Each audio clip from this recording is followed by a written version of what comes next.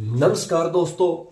जब भी हम स्कूल के अंदर एक विद्यार्थी के रूप में फर्स्ट टाइम जाते हैं, वो हमारा बचपन होता है, तो तब हमें शुरू क्या करवाया जाता है। अगर हम हिंदी भाषी एरिया में हैं तो हमें ANR सिखाया जाता है, क्योंकि बहुत सारे जो भारतीय इलाके हैं उनमें शुरुआत में हिंदी में सिखाया जाता है। कई जगह कुछ इंग्लिश के, जैसे नागालैंड है या कुछ और स्टेट्स हैं जहाँ पर भाषा इंग्लिश को प्रेफर किया गया है ना। तो उसके बाद हमारा जो स्कूली करियर खत्म होता है, जैसे ही हम अपनी जो स्कूली पढ़ाई है उस +2 की लेवल की उसको कंप्लीट करके ग्रेजुएशन के लिए हम कॉलेजेस के अंदर जाते हैं। तो क्या है, ग्रेजुएशन कंप्लीट करने के बाद हमारा जो असली सफर है जिंदगी का वो शुरू हो जाता है। हम अपनी गवर्नमेंट जॉब्स के लिए जो है तैयारी करना शुरू कर देते हैं। भाग दौड़ शुरू हो जाती है हमारी, तो एग्जामिनेशंस की तैयारी शुरू करते हैं हम। उसके लिए हमारे को क्या जरूरी होता है, सबसे पहले सबसे ज्यादा जरूरी जो होता है वो मैथमेटिक्स रीजनिंग होती है, जीके होती है जनरल नॉलेज, और बेसिक विज्ञान होती है, हिंदी होती है, इंग्लिश होती है, और इसी तरह से जो प्रॉपर जिस फील्ड में आप जाओगे उस संबंधित जो भी विषय है ना। अगर आप लोग बैंकिंग के लिए तैयारी कर रहे हो तो वहां पर आपको कंप्यूटर के अंदर भी थोड़ा हाथ आजमाना होगा। ओके, तो क्या है, आप सबसे पहले जब मैथमेटिक्स की तैयारी करते हो तो आपको करना क्या होता है, सबसे पहले नंबर्स की तैयारी करनी होती है, संख्याओं की, है ना। नंबर्स की जो हम शुरुआत करते हैं नंबर से, कुछ भी जो मैथ है वो शुरू होता है। कोई भी, अगर आप रीजनिंग पढ़ रहे हो, चाहे आप तर्क वितर्क की जितनी भी सारी बातें हैं या मैथमेटिक्स में, तो आपको सबसे पहले क्या है, नंबर्स के बारे में पढ़ना होगा। ओके, नंबर्स जब हम करेंगे तो संख्याएं, हम इनको बोलते हैं संख्याएं, है ना भाई। संख्याएं क्या होता है, संख्याएं। तो सबसे पहले जो हमारी संख्याएं होती हैं किससे शुरू होती हैं, प्राकृतिक संख्याओं से, है ना, जिनको हम नेचुरल नंबर्स कहते हैं। क्या कहते हैं भाई, नेचुरल नंबर्स। प्राकृतिक संख्याएं होती हैं।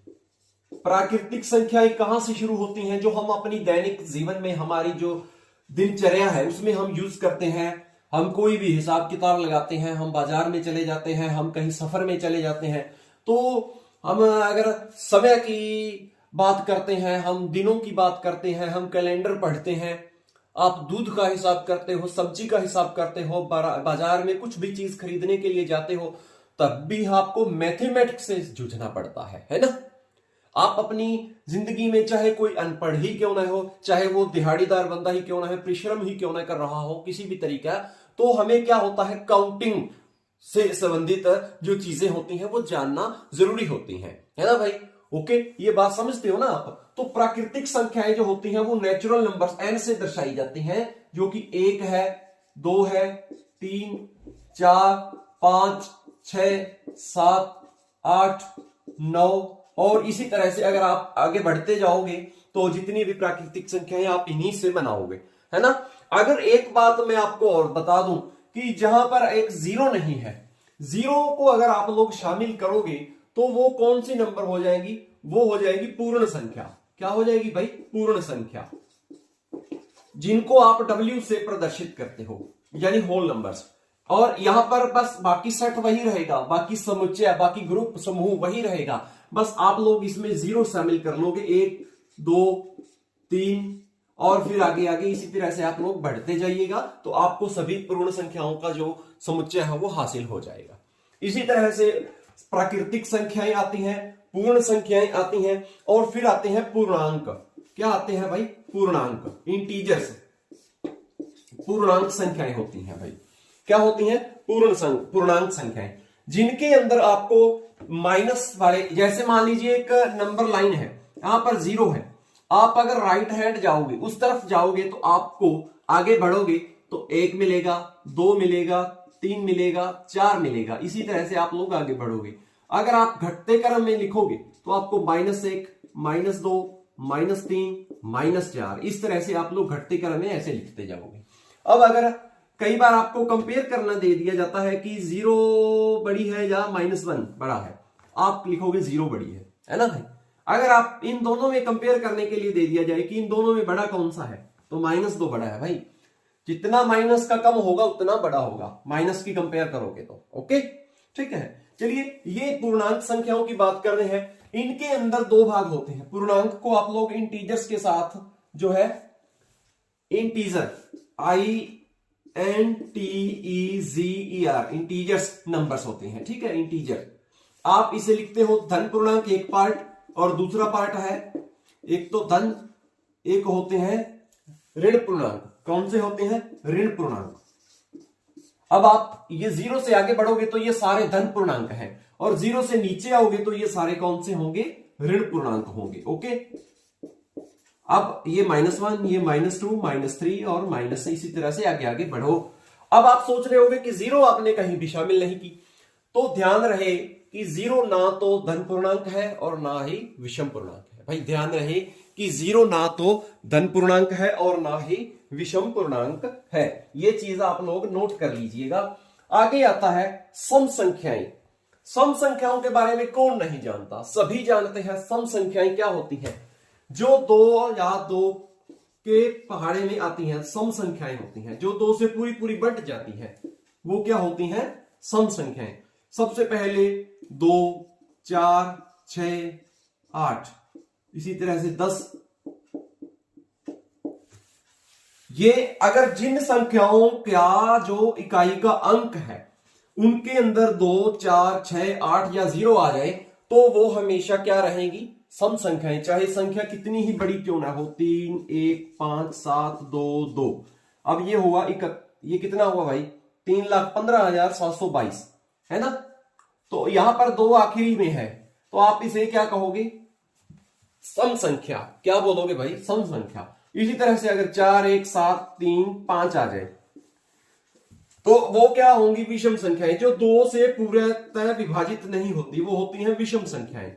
जैसे आप लोग बोलोगे 3, 1 भी है, सॉरी, 1, 3, 5, 7, 9। ओके, ये 1, 3, 5, 7 जिनके इकाई अंक आ जाएं वो हमेशा क्या रहेंगी? विषम संख्याएं रहेंगी। ये ध्यान रखना।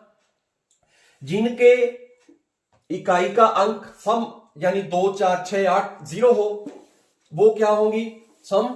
और जिनका इकाई का अंक 1, 3, 5, 7 और 9 होगा तो वो कौन सी संख्याएं रहेंगी भाई? वो विषम संख्याएं रहेंगी। ये चीजें आप लोग लिख लो। फिर आता है बहुत ही इंपॉर्टेंट प्राइम नंबर्स यानी अभाज्य संख्याएं। अभाज्य संख्याएं भाई कौन सी होती हैं? अभाज्य संख्याएं। अभाज्य संख्याएं जो होती हैं यानी प्राइम नंबर्स, कंफ्यूज ना हो जाना कहीं। ये सभी जो संख्याओं के रियल नंबर्स, जो वास्तविक संख्याएं हैं, उनके पार्ट्स हैं आगे आगे। सम संख्याओं का ग्रुप बना दिया, विषम संख्याओं का ग्रुप बना दिया, पूर्णांक बना दिए, है ना। ओके, अभी अभाज्य और भाज्य संख्याएं भी आएंगी। सॉरी, ये प्राइम, ये गलत लिख दिया हमने, प्राइम नहीं है ये, प्राइम ये कंपोजिट है, नहीं ये सही था। अब आएगा भाज्य संख्या, ये भाग हो जाती है। अभाज्य संख्याएं जो भाग किसी पर भी नहीं होती, यानी वो केवल एक और सव्यम के टेबल पर आती हैं। नोट कर लो, एक और सव्यम के पहाड़े पर भाग होती हैं, पूर्णतः विभाग होंगी, ठीक है। और भाज्य संख्याएं कौन सी होती हैं? जिनके एक से या सव्यम से और भी ज्यादा टुकड़े होते हैं। अभी मैं आपको अभाज्य संख्याएं क्लियर करता हूं। सबसे पहले जो 2 है वो एक अभाज्य संख्या है। अब यहां पर भी जैसे हमने पीछे पढ़ा था कि इंटीजर्स के अंदर 0 ना तो जो धन पूर्णांक है ना ही विषम पूर्णांक है यानी ऋण पूर्णांक है, उसी तरह से 1 ना तो भाज्य संख्या है और ना ही अभाज्य संख्या है। अब 2, 3, 5, 7, ये मैं आपको 1 से लेकर के 100 तक की जो पूरी अभाज्य संख्याएं हैं वो मैं आपको बताने वाला हूं। अभी वो टोटल 25 है, इतना भी याद रख लेना। अगर आपको प्रश्न पूछ लिया जाए एग्जाम के अंदर कि 1 से लेकर 100 तक कुल कितनी अभाज्य संख्याएं हैं, तो आप झट से उसका जवाब दे देना 25। ओके, अभी मैं आपको लिखवाता हूं। 2, 3, 5, 7, फिर आता है 11, फिर आता है 13, फिर आता है 17, 19, 23 के बाद 29। अब यहां लिखते हैं 31, फिर आता है 37, फिर आता है 41, फिर आता है भाई, मैं अगर कई बार कुछ स्किप भी हो जाती है तो हम लिख लेंगे दोबारा, ध्यान रखना इस बात का। 43, फिर आता है 47, फिर आता है ये आता है भाई 51, 52, 53, 53 आएगा है ना। फिर आएगा 61, फिर आएगा 67, फिर आएगा 71 वाली लाइन में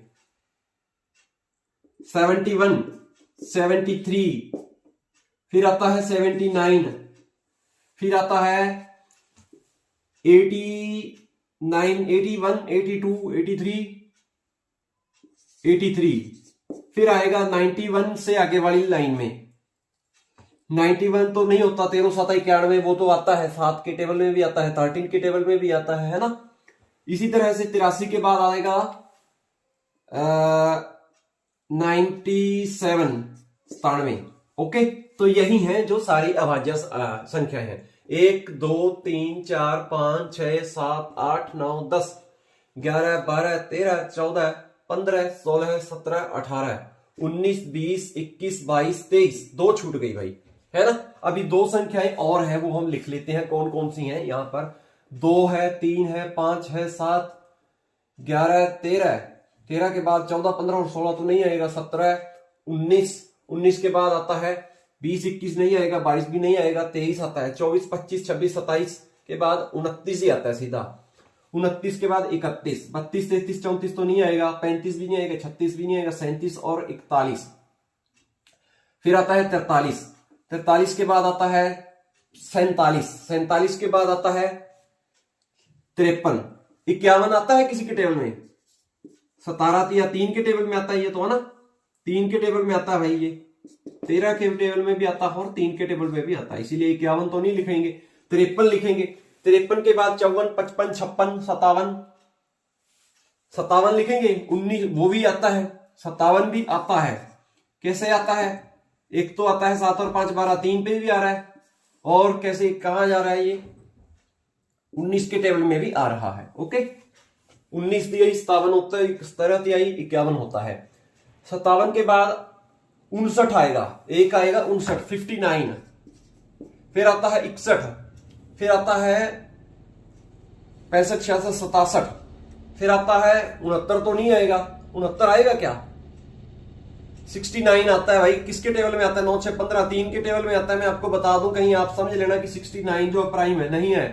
69 कितने 69 होता है, 23 या 69 होता है। ओके, 23 या क्या होता है, 69। फिर आता है 73, 71 के बाद 74, 75, 76, 77, 77, वो तो 7 के टेबल में आता ही है। 79 आएगा यहां पर, 80, 81, एक 81 भी लिख लो, नहीं वो तो 9 के टेबल में आता है भाई। 81 किसके टेबल में आता है? 3 के टेबल में भी आता है, 9 के टेबल में भी आता है। ओके, इसी तरह से आगे आया 83, फिर आता है 87 तो आएगा, 3 के टेबल में आता है, 3 और 29, समझ रहे हो। फिर आता है 89, 89, कितना आता है भाई, 89, 89। ओके, अब आगे आया 91, 92, 93, 31 या 93 होता है। फिर आता है 94, 95, 96, 97। ठीक है, तो ये टोटल कितने हुए? 25 हो चुके हैं। अब क्या, एक तो हमने यहां लिख लिया, एक यहां लिख लिया, 2, 25 शायद हो गए। 1, 2, 3, 4, उसी तरह से 5, 6, 7, 8, 9, 10, 11, 12, 13, 14, 15, 16, 17, 18, 19, 20, 21, 22, 23, 24, 25 हो गए भाई, 25 हो गए टोटल, है ना। 25 ये हमने इसको पहले काउंट कर लिया, इसको यहां पे छोड़ दिया था। तो टोटल ये जितनी भी प्राइम सम नंबर्स हैं टोटल। ओके, अब आप इसकी डेफिनेशन ये लिख लेना कि जो संख्याएं स्वयं के एक और स्वयं के टेबल में आती हैं, एक और स्वयं के, आप करके देख लीजिए यहां किसी को भी, यानी 47 है, आप एक के अलावा 2, 3, 4, 5, 6, 7, 8, 9, 10 किसी के टेबल में भी आता है तो बताइए, केवल और केवल 47 एकम 47 ही होगा। उदाहरण के तौर पर बता रहा हूं, 97 आप मान के चलिए, 97 मान के चलिए, एक और 97 के अलावा किसी और के पहाड़े में आ रहा है तो बताइए। ये है अभाज्य संख्याओं की परिभाषा, ये है अभाज्य संख्याओं का जो डेफिनेशन है, समझ रहे हो। अब इसके अलावा 1 से लेकर के 100 तक जितनी भी संख्याएं बची, यानी टोटल कितनी बची, कितनी बची भाई? मैं तो मानूंगा कि वो 74 बची। आप सोच रहे होगी कि 75, अभी मैंने एक के बारे में बताया था कि एक न तो भाज्य है, भाज्य, और न ही अभाज्य है। ये नोट कर लीजिए आप लोग। एक को आप निकाल दो इनकी श्रेणी में से, 1 से लेकर 100 तक की संख्याओं में से एक को आप निकाल दो, 25 अभाज्य बचेंगी, 74 क्या बचेंगी? भाज्य संख्याएं। अभाज्य और भाज्य यानी प्राइम और कंपोजिट, यह चीज ये ध्यान रखने वाली है भाई, आप लोग इन्हें नोट कर लीजिए, ठीक है। अब आगे बढ़ते हैं हम लोग, आगे हम बढ़ेंगे तो हम बात करेंगे परिमेय संख्याओं की। किन संख्याओं की बात करेंगे हम? परिमेय संख्याओं की। परिमेय संख्याएं क्या होती हैं? रेशनल नंबर्स होते हैं भाई, थोड़ा सा कंफ्यूज मत हो जाना, रैशनल नंबर्स बहुत इंपॉर्टेंट है। अक्सर सवाल ये हमसे पूछा जाता है, मोस्टली परीक्षाओं के अंदर पूछा जाता है।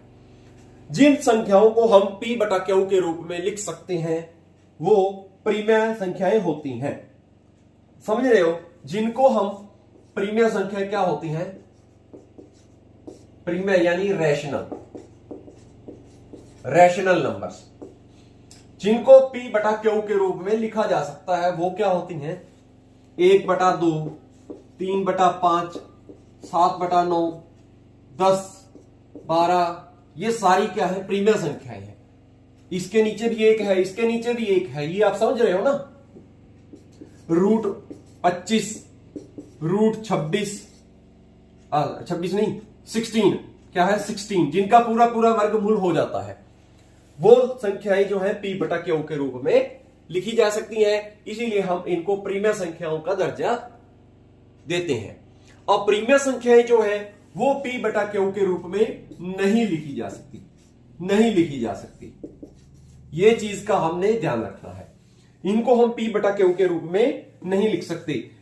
जो पूर्ण तौर पर वर्गमूल हो जाती है जिनका, उसके अलावा जो संख्या है, वर्गमूल 2 है, वर्गमूल 3 है, वर्गमूल 5 है, वर्गमूल 7 है, ये सारी संख्याओं को आप किस कैटेगरी में लिखोगे? आप अपरिमेय संख्याओं की कैटेगरी में लिखोगे।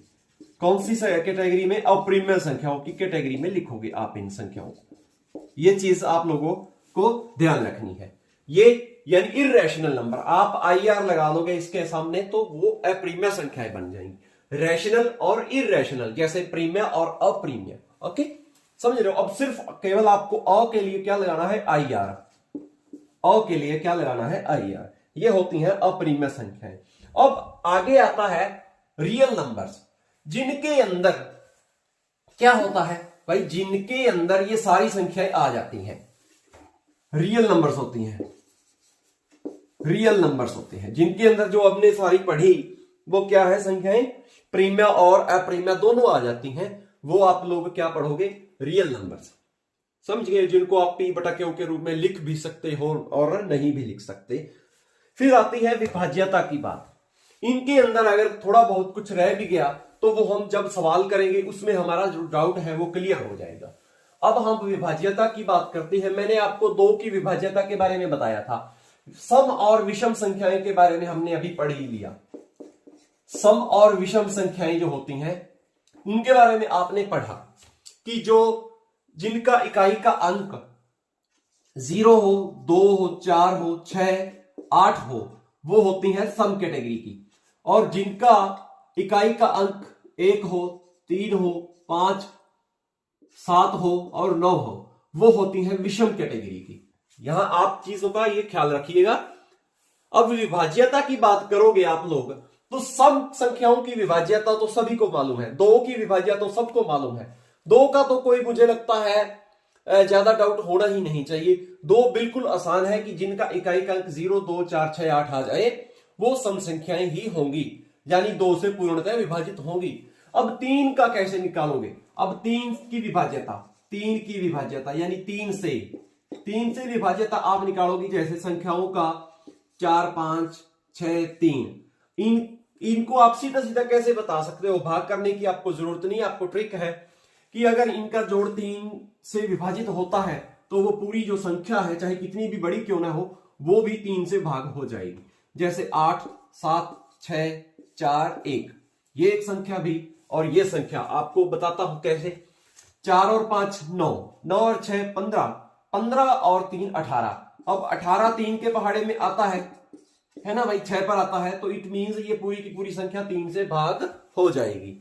इसका भी वही तोड़ रहेगा, 8 7 15 और 6 21 4 25 और 1 26, ये 3 से विभाजित नहीं होगी, ये 3 से विभाजित नहीं होगी। मैं आपको बता दूं ये 3 से भाग नहीं होगी भाई, क्योंकि इसका जो जोड़ आ रहा है, इन अंकों का जोड़ आ रहा है वो 3 से भाग नहीं हो रहा। 8 7 15 और 6 21, 21 और 4 कितना होता है 25 और 1 26, तो ये 3 से भाग नहीं होता क्योंकि 3 के टेबल में 26 आता नहीं है। 7 5 4 3 कितना हुआ, 7 4 11 5 16, 16 और 3 19, 19 और 2 और लगा दो साथ 21 हो गया। तो ये जोड़ जो है इनका 21 आया, 21 3 से भाग हो रहा है, तो इट मींस ये संख्या भी 3 से भाग होगी। ये ध्यान रखना है हमें। ओके, यहां तक क्लियर हो गया भाई। अब हम बढ़ते हैं 4 के विभाज्यता की तरफ। 4 से विभाज्यता का आप क्या रूल लगाओगे? सबसे पहले तो 4 की विभाज्यता में आपको होना क्या चाहिए, इकाई का जो कहता है कि कोई भी संख्या 4 से पूर्णतः विभाजित हो जाएगी जब अंतिम 2 अंकों से बनी संख्या 4 से विभाजित होगी। अंतिम 2 अंकों से बनी संख्या जो है या तो उनका इकाई का अंक 0 हो, इकाई और दहाई के अंक 0 हो, ये भी बता दूं मैं आपको, ये भी बताता चलूं। 4 से विभाज्यता हमने बताना क्या है, 4 से विभाज्यता का में या तो इकाई के अंक दोनों 0 हो, जैसे मान के चलिए ये 1100 है, 1100 4 से भाग हो जाएगा भाई, मैं आपको सीधी सी बात बता रहा हूं। 1100 4 से भाग सीधा सीधा हो जाएगा, 4 बार देखो कैसे, इसके दो भाग करोगे तो 5 50 हो जाएगा, समझ रहे हो। अब इसको 2 और भाग कर दो, 2 तो 1 हो गया, फिर 2 एक और कर दो, यहां पर ये कितना आ जाएगा, 550 का आता कितना है, 225 और 25, 250 और 275 आ जाएगा, है ना। तो इस तरह से अगर 1100 को 400 भाग करोगे, 1100 को 4 से भाग करोगे तो 275 आएगा, यानी इकाई और दहाई के अंक 0 0 होने चाहिए। या फिर अंत में आप लोग या तो 04 हो, 08 हो, 1 2 हो, 1 4 1 6 हो और 2 0 हो, आगे कुछ मर्जी लगा दो आप लोग,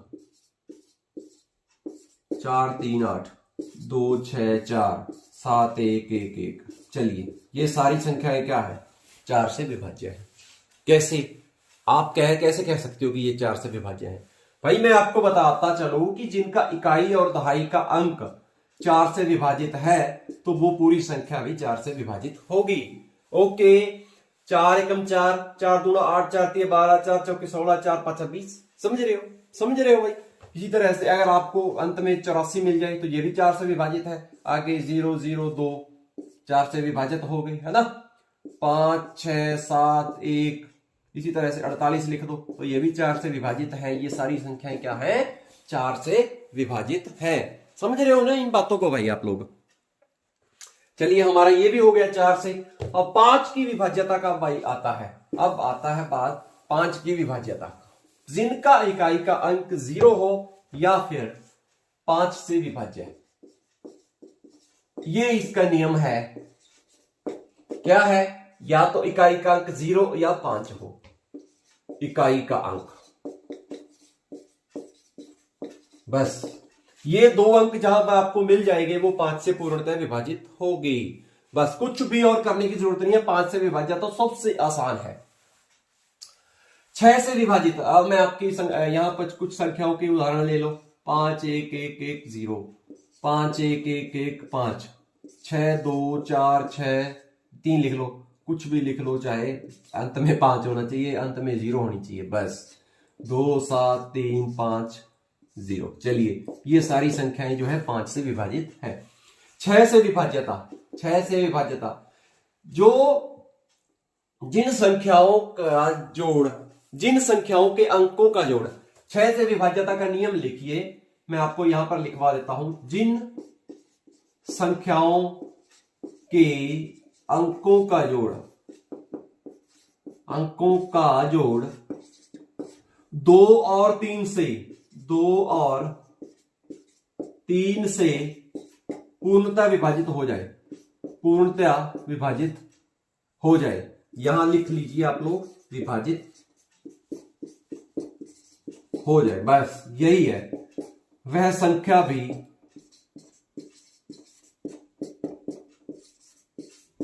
6 से विभाजित होगी, 6 से विभाजित होगी। चलिए, हो गया सवाल, ये भी हल हो गया भाई। 6 से विभाजित वाला भी सवाल हमारे पास आ चुका है। जिन संख्याओं के अंकों का जोड़ 2 और 3 से पूर्णतः विभाजित हो जाए, इट मीन्स आप लोग करोगे क्या, जिनके जो संख्या 3 से पूर्णतः विभाजित हो जाती है, जिनका इकाई का अंक विषम हो, वो तो 6 से होगी ही नहीं। जिन संख्याओं के इकाई का अंक विषम हो, वो तो होगी ही नहीं। अब मैं यहां पर 4 संख्याएं लिखता हूं, 4 पार्ट, ए, बी, सी और डी। मैं आपको यहां 4 संख्याएं लिख कर देता हूं, 3, 6, ठीक है, 9, 3, 6, 6, 3। चलिए, 2, 4, 4, 2, 3, 5, 4, 4, 1, 0, 2, 8, 3, 6। चलिए, इनमें से ये बताना है हमको कौन सी संख्या जो है 6 से पूर्णतः विभाजित होगी। सबसे पहले तो बता दूं, ये तो कभी नहीं होगी, ये भी कभी नहीं होगी। अब आप सोच रहे होंगे कि ये कैसे, मैंने तो अभी जोड़ा भी नहीं इनके इकाई को, इनके अंकों का जोड़ कितना है, इनके अंकों का जोड़ कितना, जोड़ा नहीं, क्योंकि इनका इकाई का अंक 3 है, इकाई का अंक विषम है भाई। अब 6 जो है वो एक सम संख्या है। अब सम संख्या के टेबल में कभी भी विषम संख्या आएगी नहीं, ये तो आपको मालूम है ना। विषम के टेबल में सम संख्या अंक, इकाई का अंक जरूर आएगा, लेकिन एक सम संख्या के टेबल में किसी भी संख्या में इकाई का अंक विषम नहीं होगा। मैं आपको ये बता दूं, क्लियर कर दूं। तो इसीलिए ये भी क्लियर नहीं है 6 से, ये भी क्लियर नहीं है 6 से। इन दोनों में से आप ध्यान देख लीजिए, 5 और 4 9, 9 और 5 14, 14 2 से तो हो रहा है लेकिन 3 से नहीं हो रहा, इट मीन्स ये भी 6 से नहीं जाएगी। 8 2 10, 6 3 9 19, ये 2 पे तो जाएगी लेकिन 3 से ये भी नहीं जाएगी, क्योंकि 19 3 के टेबल में आता नहीं है। तो मतलब 6 से तो इनमें से कोई भी नहीं जाएगी। 6 पर तो 2 3 4, कितने पे, 4 3 7 और 2 9, 9 और 3 12। अब मान के चलिए ये 6 से पूर्णतः विभाजित हो जाएगी। कैसे, क्योंकि 2 और 3 5, 4 9, 9 और 3 12 है ना। तो 12 क्या है, 2 पर भी जाता है और 12 3 पर भी जाता है, तो इसीलिए ये 6 पर भी तो विभाजित होगा भाई, यह 6 पर भी तो विभाजित होगा। आप ये चीज जरूर ध्यान रख लेना, 6 से विभाज्यता आसान है, 2 पर जाएगी 3 पर जाएगी, तो इट मींस वो 6 पर भी चली जाएगी संख्या। अब 7 की विभाज्यता की बात करते हैं भाई। अब हम बात करेंगे 7 की विभाज्यता की। मैं आपको यहां पर आगमन विधि से समझाता हूं, नियम विधि से नहीं समझाऊंगा। आगमन, पहले उदाहरण देते हैं हम आपको, फिर उसके बाद हम उसका नियम बना लेंगे। क्या बना लेंगे, बाद में हम उसका निगमन विधि बना लेंगे हम। सबसे पहले मैं यहां पर लिखता हूं 7 42 91, 7 42 91। यहां पर मैं सीधा सा बात लिख रहा हूं, 7 से विभाज्यता का नियम, 7 से विभाज्यता का नियम। चलिए आइए भाई इसको हम करते हैं, 7 से विभाज्यता का नियम। एक और लिख देता हूं मैं अभी, एक और उदाहरण लिख देता हूं अभी, यहां पर 24 29 लिख देता हूं मैं। इसी के साथ एक और भी लिख दें, 7 3 5 2 8। अब आप सोच रहे होंगे कि इसकी विभाज्यता का नियम क्या होगा।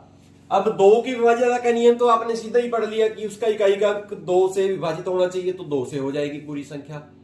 3 का पढ़ लिया आप लोगों ने कि अगर उसके अंकों का जोड़ 3 से है तो इट मीन वो पूरी संख्या भी 3 से पूर्णतः विभाजित हो जाएगी। 4 का कैसे पढ़ा था कि इकाई के अंक, इकाई और दहाई का अंक जा तो दोनों 0 हो या 4 से पूर्णतः विभाजित हो तो पूरी संख्या भी 4 से विभाजित हो जाएगी। 5 का अंक कैसे पढ़ा, 2 का इकाई का अंक 2 का 2 से कैसे पढ़ा था, इकाई में क्या होना चाहिए 0, 2, 4, 6, 8 ये आने चाहिए। 3 का क्या था, सभी अंकों का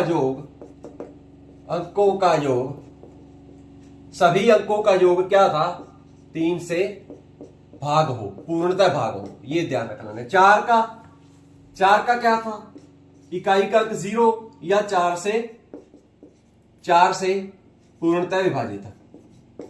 इकाई का अंक, इकाई और दहाई के अंक, ये ध्यान रखना है ना, इकाई और दहाई के अंक दोनों 0 हो या 4 से पूर्णतः विभाजित हो।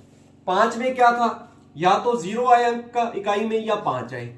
6 का क्या था, 2 और 3 से पूर्णतः विभाजित हो जाएंगी तो इट मींस वो पूरी संख्या भी 6 से। अब 7 की बात आती है, ये ध्यान लीजिए, लिख लीजिए कि अगर इकाई के अंक का दोगुना, इकाई के अंक का दोगुना कितना होगा,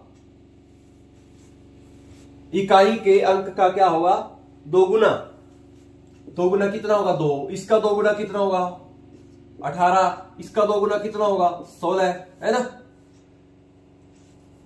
बाकी संख्या में से घटाने पर, बाकी बची संख्या में से घटाने पर, मैं यहां पर एक बार लिख रहा हूं, इकाई के अंक का दोगुना, इकाई के अंक का दुगुना, मैं यहां पे ऐसे ही लिख देता हूं दुगुना, आप दोगुना भी लिख सकते हो, एक ही बात है, दुगुना बाकी संख्या में से घटाने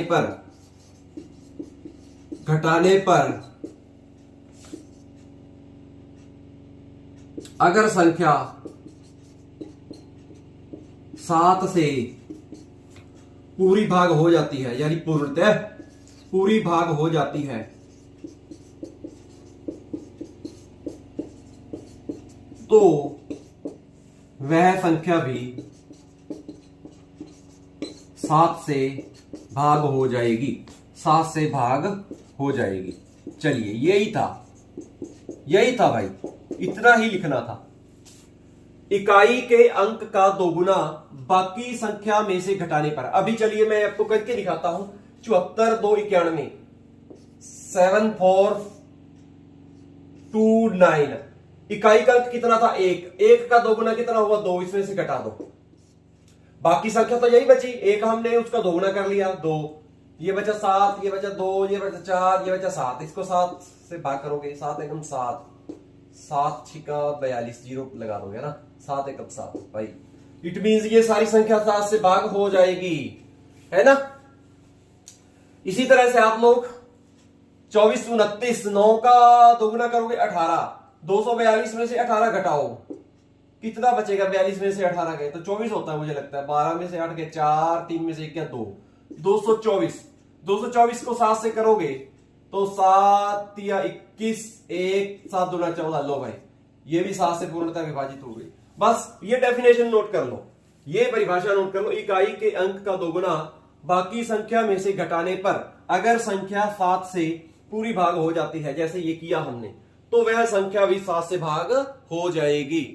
ठीक है, ओके कर लिया। अब इस करके देख लो आप लोग, 7 एकम 7, 0 7 छिके 42, फिर 0 बच गया 91 पूरा उतारना, 9 उतार लो, 7 एकम 7, फिर आया 2, 1 इधर शेष बचा, 1 इधर, कितना 21, 7 या 21, लो हो गया, कुछ नहीं शेष बचा, तो इट मींस ये सारी संख्या भी 7 से भाग हो गई। हो गया भाई 7 वाला भी। आती है बारी 8 की बारी आई। हमने पढ़ा था 4 का, क्या पढ़ा था कि इकाई और दहाई के अंक में क्या हो, जा तो दोनों 0 हो, ये लिखा पड़ा। 4 के बारे में हमने पढ़ा था कि या तो इकाई और दहाई के अंक में दोनों 0 हो तो 4 से पूर्णतः विभाजित हो जाएगी, या फिर इकाई और दहाई के अंक जो है वो पूर्णतः 4 से विभाजित हो, इट मीन वो पूरी संख्या भी 4 से भाग हो जाएगी। अब आती है बारी 8 की। अब बारी आती है 8 की। 8 की विभाज्यता, 8 से विभाज्यता का नियम क्या है? 8 की विभाज्यता का नियम, 8 से विभाज्यता का नियम है इकाई, दहाई और सैकड़ा का तीनों का अंक, इकाई, दहाई और सैकड़ा यानी वंस, टेंस और हंड्रेड्स का, ये तीनों डिजिट्स जो है वो होने चाहिए 0। ऐसे तीनों डिजिट्स होने चाहिए, या तो 0 होने चाहिए और या फिर लास्ट के तीनों डिजिट्स क्या होने चाहिए? 8 से पूर्णतः भाग होने चाहिए। तो सारी संख्या भी 8 से भाग हो जाएगी। आप कितनी भी बड़ी संख्या 9, 7, 1, 4, 5, 6, 1, 9, 2 भाई ये 8 से भाग हो जाएगी। मैं आपको बता दूं सीधा क्यों? क्योंकि अगर आप 192 को 8 से भाग करोगे तो देखते हैं 8, 192 लिखो, 8 दूना 16, 3, 2, 8 चौका 32, क्या आया? 0। इट मीन्स ये सारी बड़ी जितनी भी संख्या है भाई वो 8 से भाग हो जाएगी। इकाई, दहाई और सैकड़े के अंक लिख लो, मैं लिखूंगा नहीं, आपको नोट करवा देता हूं बोल के, आप ध्यान से लिखो कि जब संख्या के इकाई, दहाई और सैकड़े के तीनों अंक 8 से पूर्णतः विभाजित हो जाएंगे तो पूरी संख्या 8 से पूर्णतः भाग हो जाएगी। इसके अलावा अगर इकाई, दहाई और सैकड़ा के तीनों अंक 0 है तो भी संख्या 8 से पूर्णतः विभाजित हो जाएगी। ठीक है भाई दोस्तों, मिलते हैं आपको एक अन्य मैराथन सेशन में। फिर आप बने रहिएगा हमारे साथ और लिंक को शेयर जरूर कर देना इस वीडियो को अपने दोस्तों के साथ, ताकि अभी हमने शुरुआत की है और बढ़िया बढ़िया महत्वपूर्ण जो सवाल है, महत्वपूर्ण जो रूल्स है वो आपको सिखाते रहेंगे अगली आने वाली जो वीडियोस होंगी उसमें। तो धन्यवाद।